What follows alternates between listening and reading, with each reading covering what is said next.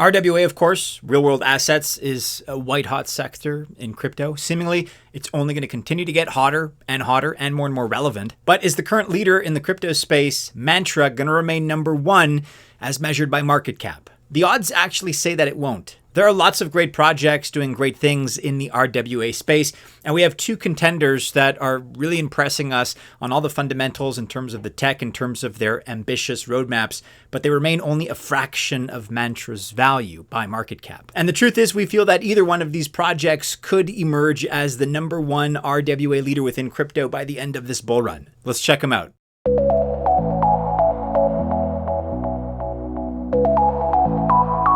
Welcome to the channel. My name is Maddie, and this is Altcoin Buzz. I wish you all the best of luck if you choose to invest, if you're involved in this space, RWAs or otherwise. I wish you well. Just know that I'm not a financial or investment advisor, which means by extension that this video you're watching is not official financial or investment advice.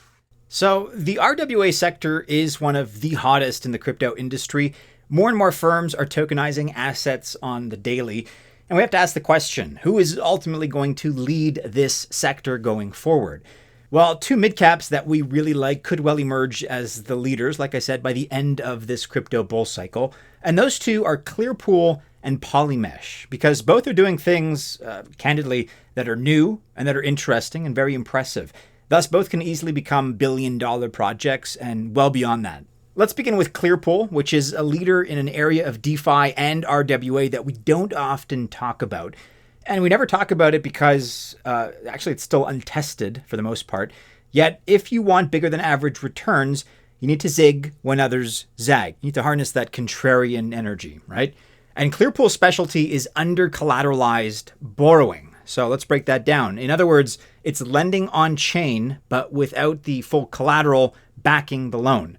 A lot of legacy lenders, especially for buy now and pay later kind of firms or auto loans, they function this way normally in the non-digital world, the non-crypto world.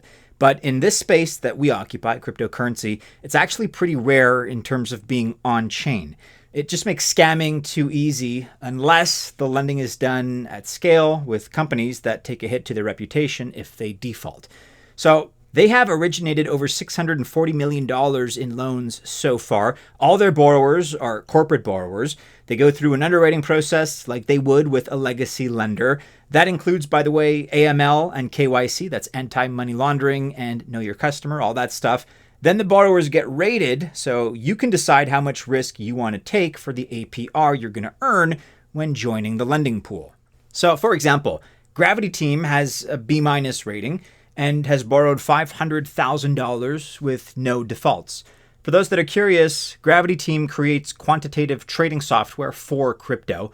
That means algorithm-based proprietary trading programs, that kind of thing. And what Clearpool is dialing in here is companies big enough and ambitious enough that a default on an under-collateralized loan is something that, of course, they want to avoid.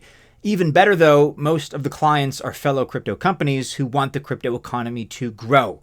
So it's a unique blend here of crypto native underwriting and the use of legacy tools like credit scores and calculating the probability of default.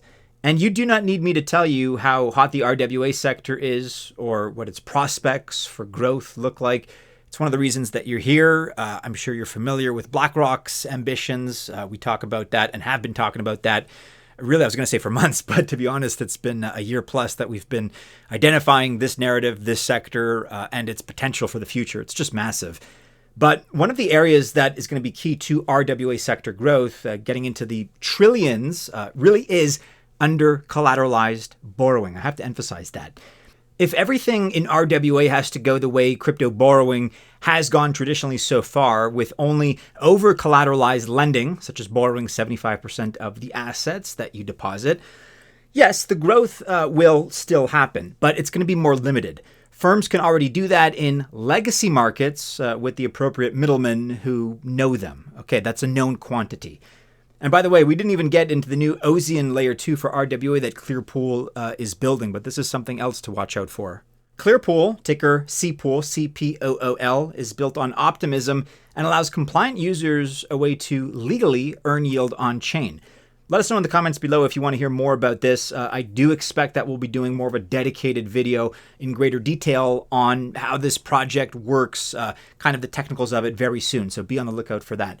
But for the time being, the CPOOL token, again, CPOOL, is currently just under $200 million in terms of its market cap, $191.5 million. So just kind of barely into that mid-cap range, really. Sitting right now at 26, just under 27 cents. It's up over 5% on the day. And you can see here that it has a fixed max supply of 1 billion, of which 708 million tokens are in circulation. Not too bad. And as a thought experiment here, again, if we extrapolate, we continue to see the aggressive growth in this sector. We really see no reason why this cannot be a $20 billion project if they maintain a consistent performing loan portfolio. That would be a 100x right there, from 200 million to 20 billion.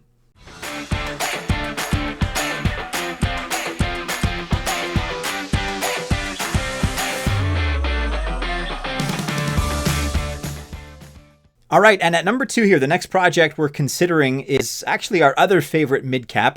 That is Polymesh. And they have a terrific chance to emerge really as one of the RWA leaders after this bull run. That's because Polymesh is using a more client direct KYC approach. Now, it's a necessary evil in the RWA sector, whatever you may otherwise think of it. Regulated investment products cannot list, fundraise, or tokenize without a KYC in place. It's going to get them into trouble with regulators back home, so this is a requirement. And as Polymesh says on their website, they are the blockchain for securities.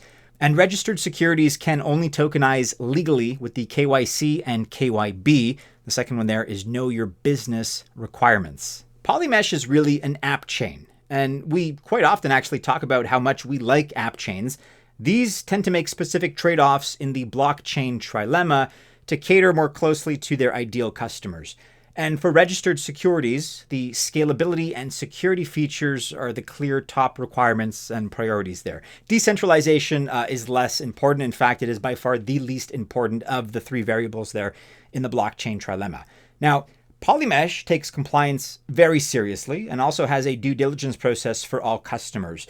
But that said, you can just buy the POLYX token if you want. That's POLYX, and hold it in any compatible wallet. But if you want to use the chain itself for investment purposes, that's when the full KYC is necessary. There are currently only 7,500 accounts on Polymesh. And that may not sound like a lot in terms of a number, but if you think about it, Goldman Sachs can open an account for issuing securities. That's only one account. So if you consider that most of those 7,500 accounts are institutions, that's actually a lot of money that can come on chain, and it can come on chain very quickly as well. With the token studio, anyone who has passed the compliance checks can issue their own compliant token.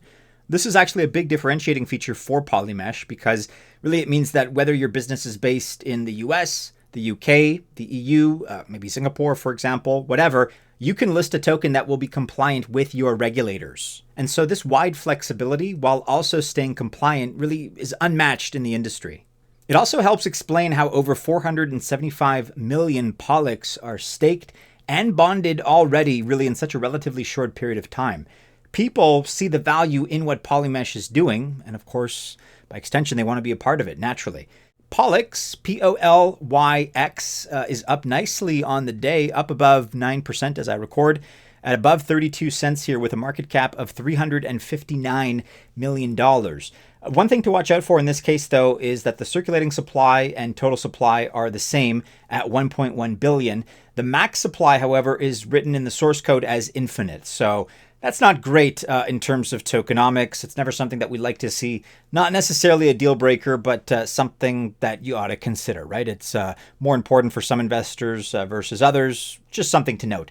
So that being said, though, if the market for custom created compliant tokenized securities really does take off the way that we think it will, here we have another project in the form of Polymesh that really is going to be a winner and could do another 100x. And if that were to happen, we'd see a total market cap of just below $36 billion.